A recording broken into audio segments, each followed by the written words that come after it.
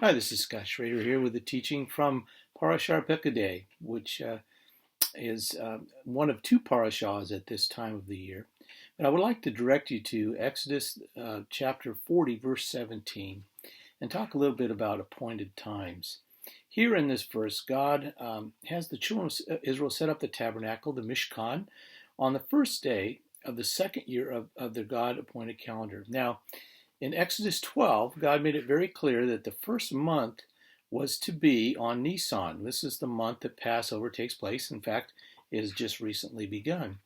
And he made it very, very clear. And here they are in the year after. So just before they left Egypt, God gave this command that Nisan would be the beginning of the month.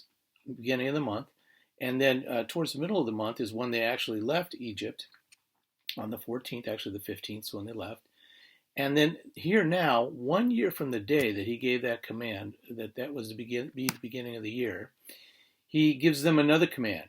Now, it's Hebraically, when you look at time in a Hebraic sense, there's a couple of different things that you should know. One, it's looked at as a spiral. It's circular time, but in a spiral. So from 1 year, you have one place on the spiral up to the next same place on the spiral is the next year, like a circle. And so God gives us pointed things, pointed times to show us our progress or our degress. Even though we think we might have digressed, actually we have progressed in some ways. God makes sure of that. He works in our lives. But this is what time is for, and appointed times are for, so that we can see where we progress from 1 year to the next. And so here at the beginning of Nisan, they were in Egypt. They were slaves, and now he brings them out and he has them build the Mishkan, the dwelling place, the tabernacle, where he's going to dwell with them. And so they're now serving him instead of the Egyptians. They're now worshiping him and following him instead of being subjected to their gods and to their customs. And so this is very, very important. It's a time every year where we look at things to rejoice and to be corrected. And so there's a little bit of both in every year, and we should submit to that and allow God to show us those things. Another thing about time in the Western culture, we look at time as what we've accomplished, what we've done in time, where Hebraic way of looking at time is how have I lived? How have I lived in time? And so that's a little bit different concept. And so I just challenge you to look at your life. How am I living my life?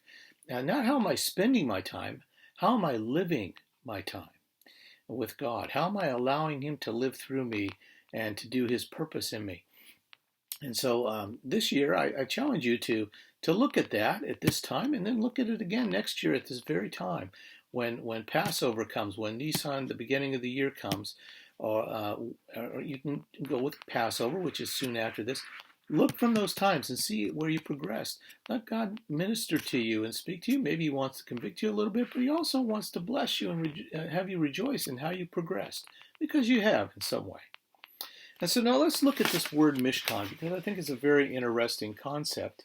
The first letter is the Mem. The Mem has to do with birth. It's blood, water, and chaos, and that has to do with birthing, not necessarily the womb in pregnancy. It's the womb in giving birth. And so the Mishkan, a dwelling place, what this is, it's a dwelling place, it's the tabernacle, it's a tent, but really it's the home that we're talking about, a dwelling place. A dwelling place is birth. So when we move to a house or somewhere that we have, we begin to birth it, and it becomes something that we create within that place, and it's a provision that's made or that we make. It's a place that where there's provision for us to be, and it becomes like us. This is actually this provision, and this one has to do with the palm of the hand, the kaf, the palm of the hand, which is impartation or to make like. And so our homes become like us. They speak of who we are. And then the noon is the seed or to grow. And so they grow. And we all know when you move into a house or a home and you have a little bit of furniture and a little bit of things, maybe when you move there, and it seems to grow a lot if you have to move the next time. It's because it does grow. It becomes more and more like us, what we like, what we do, the things that we have, and the way that we are. And so this is kind of the idea of a dwelling place. Now, I want you to understand this tabernacle, this Mishkan, was God's idea. He is the one that birthed this place. He is the one that provided for it. He is the one who imparted to it and made it like him. And he is the one that made it grow. And so he gave this to the children of Israel, a place, a dwelling place where he would be, so they can know what he is like. And really, it is a vision of what heaven is like. It gives us a glimpse of what the throne room of God is like and what heaven is like, both the Mishkan and the temple.